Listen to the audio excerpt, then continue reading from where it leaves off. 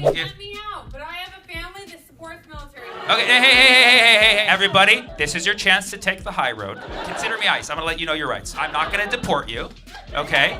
If you don't like the material, you have the option to leave. And I'm glad we're having this conversation. I don't like to shy away from conflict. I think this is important that we're having this conversation. I have 4 brothers who served our military. That's great. No, guys. Relax. I will handle this. This is going to be really good content. Trevor, the camera's on. Listen, fantastic, and thank them for their service. But can you listen for a moment here? Because we want people protecting us in good conscience, right? We want them 100%. A woman was murdered. She is a citizen. You may not agree with her politics. You may think that she made a mistake in being in that situation. But did she deserve to get shot 3 times? Did she deserve in the face by an organization that is... But then put your brother in that situation that's being run over. Yes, and so let me...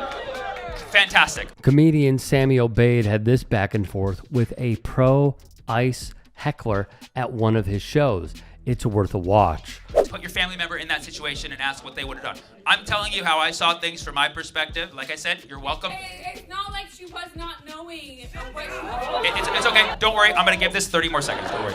Because I'm going to proceed with this bit, whether you agree with it or not. You can sit and watch. You can be angry. That's your choice. Or you can leave. But what you can't do is keep interrupting for the people who paid to see my opinion. The first right that all of us Americans have is the First Amendment, which comes with freedom of opinion and freedom of expression of that opinion. So let's always keep that in mind. You have the right to the First Amendment, but not at the paid comedy show where people are coming to see me and coming to see me talk. Consider this is sub-zero Minneapolis. The ground and the neighborhood was covered with ice. They train officers not to stand in front of cars. You know what? They also train children to do that. And as always, he will get the best of these exchanges. Do I have kids? Okay, of course. It's the interview portion of the show. What do you do, by the way, aside from yell? You do insurance? You do insurance? Is that correct? You do insurance? Said it twice. Yes. Oh. Well, I heard it once. Not your problem? Okay. It's funny you do insurance. I thought you would understand risk. Solid line, but also a ridiculous showing from the heckler. They should just followed the law. They should have came here like my grandparents did in 1833, where when you walked off a boat, they threw a rock at you, but then they said, "Yeah, sign this. You're an American citizen." That's how easy it was back then.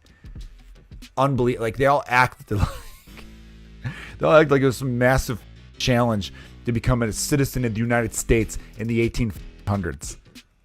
Really? They got off boats, so it's kind of hard to sneak over from Europe. Did they do the backstroke? You guys all related to Michael Phelps's family? Just dolphins coming across in waves. I feel like it's real virgin shit.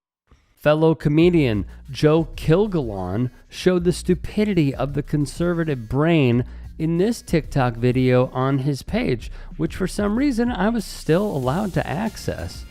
Guess we're not fully cooked. I've been thinking about joining ICE, actually. Shut up. I'm not going to do it, but I've been thinking about it. I've been not going to, but I've been thinking, because it's $50,000 signing bonus. I'm like, what the Like, and Benny's? Holy shit. And this is still America. You don't have to be good at your job. I sign up, get $50,000. I'd be the worst ICE agent in the city. They'd throw me the keys to the company car. They'd be like, "Lou, get all these muchachos out of here." I'd be like, "Not a problem." I hop in and be like, "What's up, amigos?" Don't worry about it. We're going to go right back to the Home Depot. I'm going to take you right back.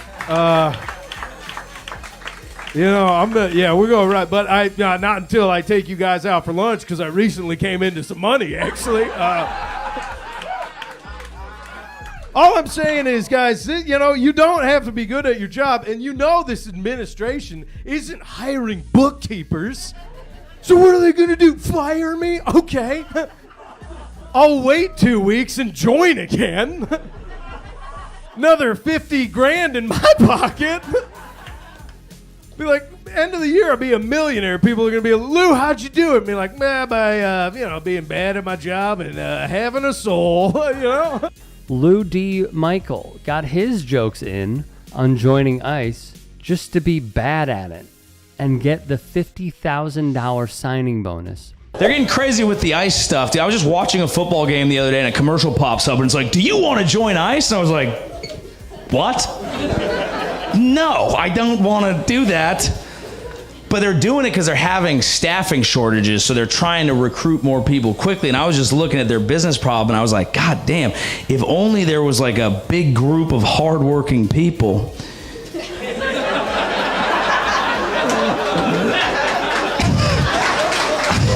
who you could get at an affordable rate. They've been catching them. You just got to keep them, dude. Why are you deporting them? Bring them into the company. You grab one, you make them catch 5, you make them catch 5 more. You could have a whole MLM scheme. You could have a multi-level Mexican scheme, and it would... Joey Avery actually has a good point here on the hiring process. Meanwhile, I've seen how they're acting here in Minneapolis. You know, I'm a pastor from Mexico, and I've seen how cartels work in Mexico. And just so you know, as a pastor, I'm telling you this, ICE in Minnesota is acting worse than the cartels in Mexico. In Mexico, cartels don't target kids or pregnant women. And ICE is just not respecting the law. The difference between ICE and cartels in Mexico is that ICE has immunity here. They killed Renee Nicole, and they're just doing horrible things. Another thing that is happening in Minnesota is that, they're fighting for religious freedom and stuff like that. Latino churches, 80% of them are closed. They're not having services. I used to have 500 members coming each week. And why do you think they're not coming?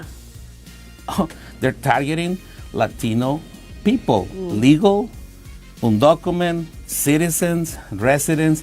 They're arresting DACA recipients. They're arresting people with work permits. They're just, you know what it looks to me here? This looks like ethnic cleansing. That's what it looks like. This is racism in the name of patriotism. And that's coming from a pastor. that comparison between ICE and the cartels says a real whole lot, doesn't it? I must say, seeing hecklers go to a show like Sammy Obeid's, my only question for you is, what show did you think you were going to? I do understand and fully comprehend that as Americans, we are working multiple jobs. We are working our lives away. I fully understand that. I do. But one would think before they go to a comedy show that they would want to look into who they're seeing. Because I have even seen some defenders of genocide go to his shows and have a problem with his sets. What did you sign up for? It's like going to a Chicago Bulls game and thinking that you're going to get the Bears. Like, one should at least do a few Google searches to understand where this dude is coming from. I digress. Imagine being a pro-ICE heckler in 2026. I mean, does that Nazi boot of Gregory Bavino taste good? I know he got demoted and he's going to retire, even though it seems like pure damage control. Or that he was replying to senators, congresspeople in general on Twitter late at night. Flat out embarrassing.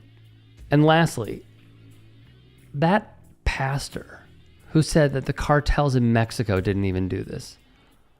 Are you understanding how terrible and despicable of an organization this is?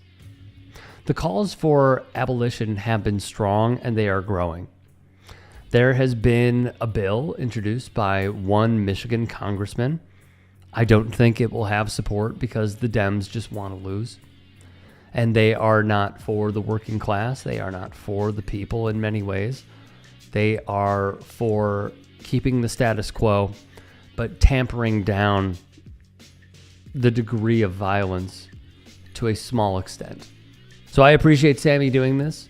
And if you are a pro-ICE heckler, I would say don't go, but actually go. So then we can showcase what you are trying to say at these sets and how what you're saying does not gain traction, nor does it not make a lick of sense. Hey, I appreciate you watching.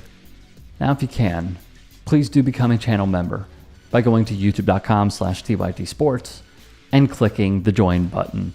If that's too much for you, you can just go to tyt.com/join to become a member. It helps all of us out here at the Young Turks and keeps our network afloat. In addition, you could follow me on my socials on Twitter, Instagram, and TikTok. Appreciate the love. Have a great day.